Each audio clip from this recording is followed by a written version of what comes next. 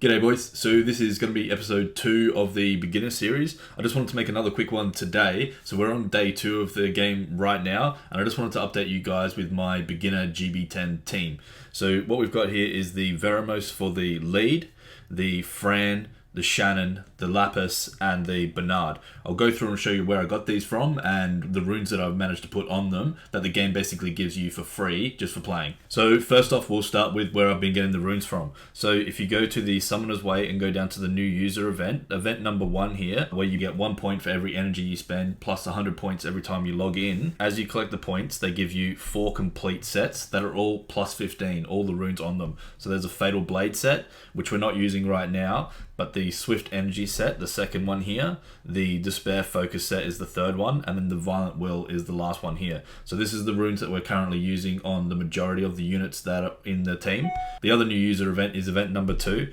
Now this one here is the same thing. All you got to do is use your energy to gather the points, and they give you the fusion material that you need to pick one of the units. Now of these 4, I think Veramos is the one to be going for. You can use him in both your beginner GB10/GB12 team, you can use him in Toa, and you can also use him in a beginner Dragons B12 team, maybe B10, but you might be able to jump straight to B12. So he's the one that I've gone for. So basically you get the 3 Nat 4s that you need to fuse him, and then the Dark Yeti you can pick up from a secret dungeon. So that's where we've managed to get all those pieces, and then we've 5-starred, awoken all those with the, again, I haven't had to farm any of the essence dungeons. They give you all the essence dungeons just for going through and doing the novice progression. There's also the challenges ones here. I've cleared a couple of these. One of them was to do with 6-starring your Lapis, and another one was to do with farming some magic, the Hall of Essence magics. Just by doing those, they give you enough. As well as down in the other new user event number 3, you actually pick up more of the essence that you need here, the lows, mids, and the highs, to awaken all those units and then fuse Veramos. So you don't really have to farm any of the Hall of Magic or any of the Essence dungeons at all. You're just basically EXP farming right now. This is the only time during the game where you have the Amiria's Blessing on. So what this does is it actually gives you an extra 100% EXP whenever you're farming, as well as during this period, you should always be having on an experience booster, which I've got here, which gives you an extra 100%. So it's the only time in the game you actually get 300% experience gain. So this is the best time building as many things as you can. Now, let me just show you the rune sets that we've managed to put on each of them. So the other rune sets, actually, let me just quickly show you that first. The other one that we're using is the Vampire Revenge set that you get for your farmer when you complete, I think it's Ferren Castle or maybe it's Mount Rune. It's one of these ones. When you're doing the scenario, you get a Vampire Revenge set, which is what you want to be putting on your Lapis for your farmer anyway, and that's the set I'm using on her at the moment in GB10. The other set that we're using is the, I think it's Aiden Forest, where when you complete this section here, you get to pick between 3 different types of runes to grab, and I've grabbed the energy set here, and that's the set that we've put on my Bernard. Let me just show you real quick all of them. So this is the Lapis on the Vampire Revenge set. I've also farmed a couple of the just B1's artifact dungeons just to get white artifacts, and then plus 15 these to put on her. You're just looking for an attack artifact for either side here, so an attack with an attack main stat, and then a water with an attack main stat, and then just plus 15 these. They're really just looking for the base stat. If they happen to roll any additional stats that make sense, that's great, but that's not needed. The next one we've got here is the Swift. This is the Swift Energy set we got from the new player event. This is the Ono Speed HP defense, with the same thing with the artifacts here, but on the support units you want to go for a support HP and then a light HP here, just to give the friend a little bit of extra takiness. So that's an extra 3000 HP just with white artifacts.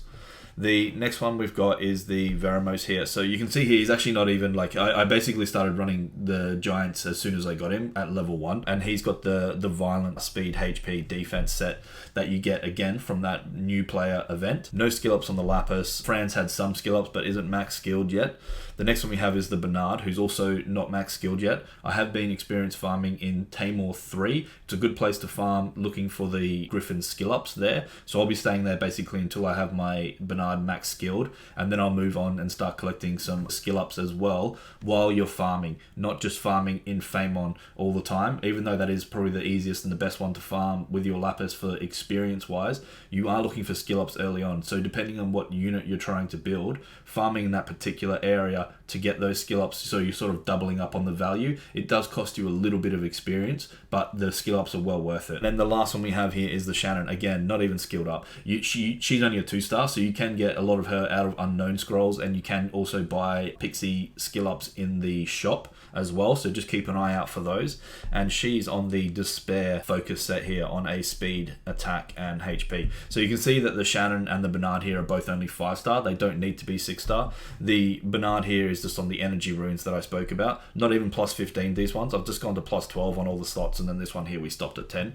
This is good enough here. As soon as we finish the challenge here of clear B10 10 times using repeat battle, we'll be getting the Swift energy set here, and this will replace the full energy set that's on Bernard, and we'll put this set on him. So we just need to clear it 10 times first, and then we get another full set of purple 6-star runes. So just while that's finishing running off, I may as well show you guys as well. We have summoned our first Nat 5 in the Water Chimera Taor here. He's actually a really good one to get early on. The direct replacement for him will be Sigmaris, which is the fusible water phoenix here. They're virtually the same role. Skill 3 is an AoE freeze here for Sigmaris, with a skill 2 big damage as well. Sigmaris does a little bit more damage than Taor with both skill 3 and skill 2 in dungeons, because it's based on the enemy's max HP, but the Taor offers the pushback and the slow, so he's a little bit more CC and a bit more, say, usable in Toa. Pretty much they're like for likeness in early game, and you could directly replace those if you wanted to.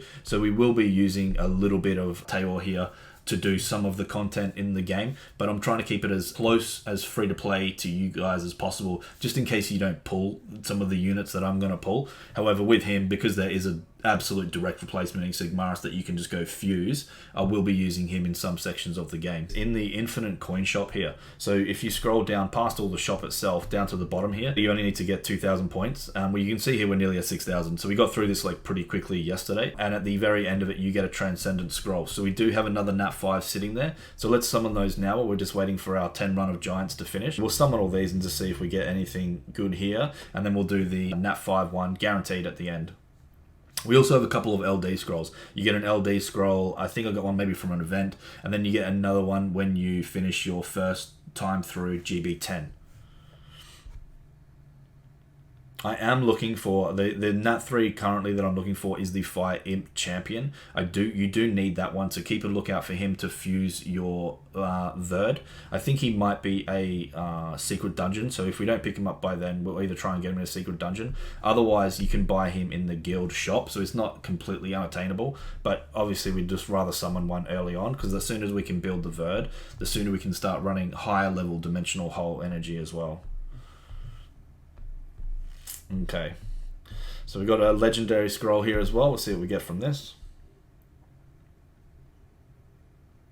Kamoon's not too bad. He's a decent guild unit, but probably not something that I'm going to be building too early here.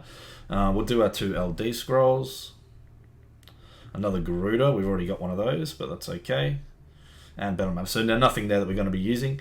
And then the Transcendent Scroll. So we're looking for a nice, good early game one here, but basically anything we get will be fine. The Zyros. Okay, that's not bad. That's pretty cool. We can use him in a decent arena offense or something like that.